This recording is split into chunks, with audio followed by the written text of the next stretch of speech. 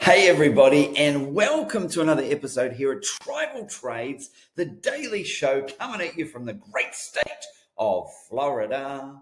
One hell of a drug. And I do want to welcome you to the channel today, wherever you are tuning in from around the world. Thanks for watching. The title of the show today is The Fake Announcement That Has Changed the Market. And quite an astonishing situation that unfolded yesterday. We're going to go into that, break it down, and how I feel that has really altered the sentiment in the market and what that means, how I'm trading it, and what do we see next, and is the bottom in for Bitcoin? Was that it? We're going to go into that and a whole bunch more. Before we do that, smash the like button. This does help get this channel out to more people, and of course does help support the channel, as does your wonderful comments that you take the time to write. I take the time to read them and respond. Thank you so much for that. Okay, so what are we talking about? If you missed it, there was a fake announcement, a fake tariff deal headline that was released that caused the market to surge at around 10:15 a.m. Eastern Standard Time, that there would be a pause on tariffs for 90 days.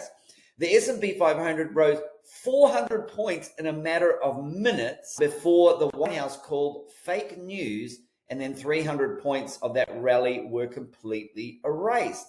But then minutes later, this is probably the biggest news of the day, that the administration stated that they're going to impose another 50% tariff on China if they did not cancel their 34% tariff by April the 8th. That means the US is now set to impose a total tariff of a whopping 104% on Chinese imports, okay?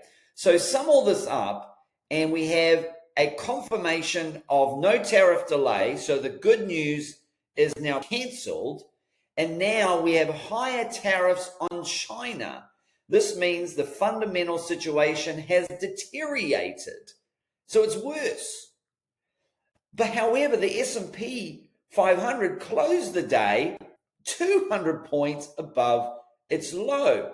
So why did it happen if the situation got worse, if the trade war got worse? And here is the key. And here is how the fake announcement, in my opinion, that changed the market, is because everybody then saw that where investors, how eager they were to push capital, to rotate capital back into the market. There was like $7 trillion that went bang, straight back into the market in a flash on the good news. And it wasn't even that the tariff war was over, it just that there was going to be a pause for 90 days, an immediate.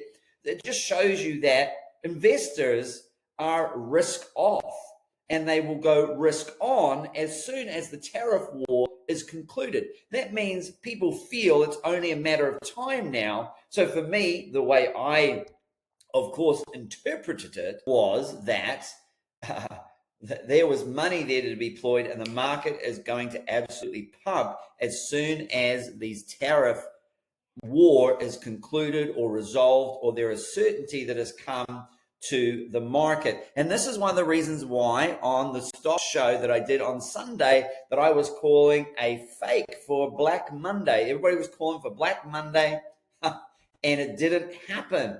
And it didn't happen because everybody was calling for it to happen, but also for reasons that I outlined in the show, that Black Monday, well, Black Monday came when no one was expecting it, number one. Everybody was expecting it's going to be Black Monday, so of course it wasn't. But also, the Fed has tools and knowledge and experience in the disposal they didn't have back then. Back in the Great Depression, interest rates were at a whopping 10%, and the Fed didn't cut them. Okay, obviously the interest rates are not at 10%, and if the market begins to capitulate like it did in March of 2020, the Fed just simply cuts rates. Also back then, they didn't print money. The Fed will just print money, inject it into the market. Number three, which is quantitative easing, they will become buyers in the market and they will add to their balance sheet. The Fed has been selling. They have been sellers now for the last year or two, and they have been selling off their balance sheet. They've now paused that, and they're in a pause stage right now. So they're not buyers and they're not sellers. Now there's a pause, and there should be a pivot where two things will happen. One, the Fed will cut interest rates at this point, in my opinion. I think it's only a matter of time. If it doesn't happen in May, I'd be very shocked if it didn't happen in June. And so people know that and understand that. And also that there is some quantitative easing on the way, where the Fed will become buyers again into the markets and be injecting cash, and they can turn that money printer on and just print money. Okay. And so this is why I was a buyer. I was a buyer in the pre-market. I was a buyer last Thursday and Friday. And so watch the show on Sunday, show that I had to check all of that out. Okay. So, and then of course I like what Sven said. Tariffs will be paused. No, they won't.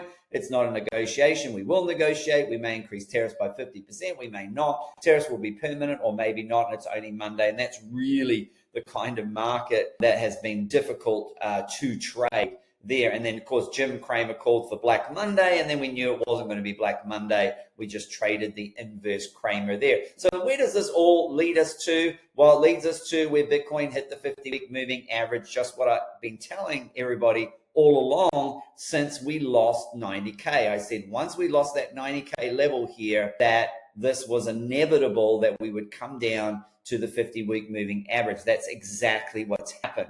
Now we have to ask ourselves the question, are we going to see 73,000 hit? Well, the risk is we're still in a downtrend, okay? So there's no uptrend. So the risk is still more to the downside. So there is still a strong possibility that we do come down and tag these lower levels of 73, maybe even down to 69, or the 20 EMA on the monthly sitting at around 67, 68,000 right now. That this level could be tagged right where the other tribal trades trend line has been and has been for some time. We've lost the first tribal trades trend line. Now we're at the second tribal trades trend line there. You can see how well it held up price back there in 2024.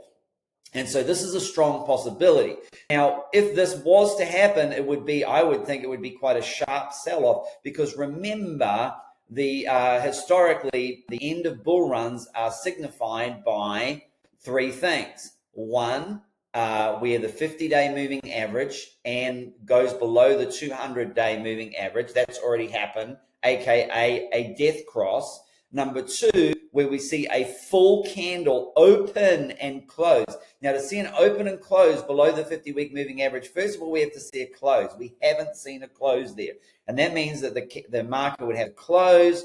We would then have to see an open and another close below it for trigger number two. And then trigger number three is when the market has a dead cat bounce, rallies into the 200-day moving average, and reject. That is the third signal that the bull market is over and it's time to get out. Now, some people may want to get out on just simply a candle open and close below, but this has been a bit of a black swan event. And there was a time, of course, where you had in March 2020, where we did have the candle open and close below.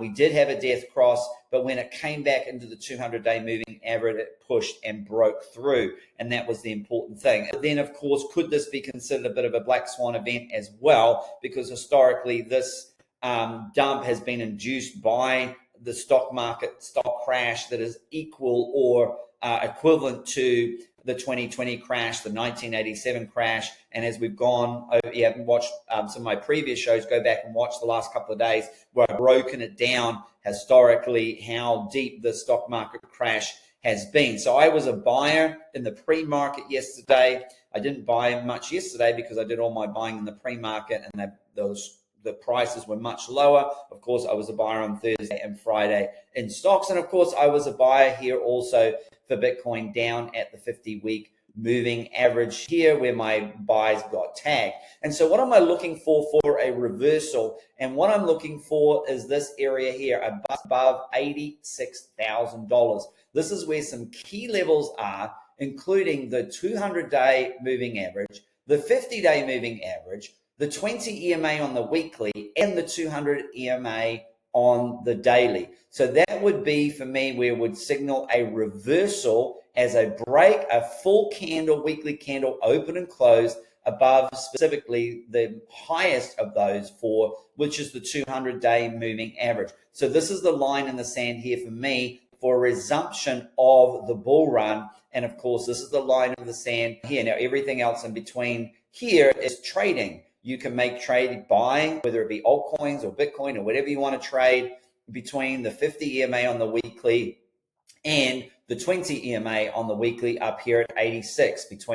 Basically between 77 and 86, you can trade these ranges. And look how beautiful this is traded. You don't have to be a day trader or a scalper or a full-time trader. You can be a 9-to-5 worker and make money. You just simply buy at the 50 EMA on the weekly, and then you would sell at whatever resistance comes, the 20 EMA on the daily up here, or you can get the 20 EMA on the weekly, any of these resistance there, but essentially you can then sell, you can short the market, and you can learn how to short the market and make money on the way down through the Discord. I've been teaching the Tribal Trades Discord, live trading sessions, leverage sessions, and they even have the leverage lounge, aka the party zone, where you can learn how to short the market, take step by step through that situation. So of course, if we do go into a bear market, you are well positioned and well trained to take advantage of any sudden move to the downside and capitulation. Because if we did actually go into an early bear market, the likelihood is if we were to go into a bear market now, we would likely come down all the way to the 200-week moving average, down and around currently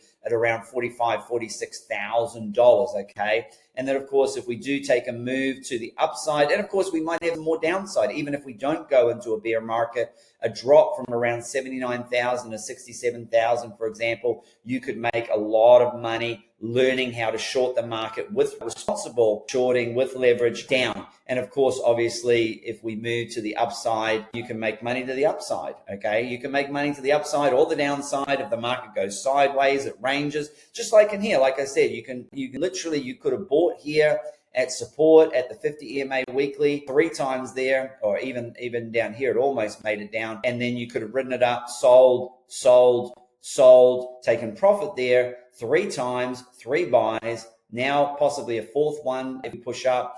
And then, of course, you could short from here as well. You could open up a short position and then ride it down to the bottom and sell and take profit down at the bottom. That's what we're teaching in the Discord. If you would like to learn more, check out the description below this video. You might need to click the more button. That'll pop out. There's the Tribal Trades Discord there where you can sign up there and get access to make sure if you're looking to get started with me there, you can sign up for the Tribal Trades Discord or the Stocks with Josh Discord. We've been teaching leverage classes in there as well, and that is an open Discord. You can sign up for that. The links are below in the description. I share trade setups, I share some resources, some education, and of course entertainment, because this is not financial advice. I'm not a financial advisor. This is for education and entertainment purposes only. Are you not entertained? Okay. And so you can see how simply, when you really look at figuring out the range that Bitcoin is trading in, what we need to push ahead here, we need a full weekly candle open and close above that for a resumption of the bull market, and a full weekly candle open and close below this level. And that would most likely mean going into a bear market. We'd need that third confirmation where we do see a relief rally usually from this situation up into the 200-day moving average, and a rejection there would be that third confirmation there. Let's check out the yellow brick road, because we're going to follow the yellow brick road. Follow the yellow brick road. We're off to see the wizard, the wonderful Wizard of Oz. And what are the market makers up to today? You can see what they were up to. They came and took all the liquidity. There is more liquidity to the upside at 88, 89,000.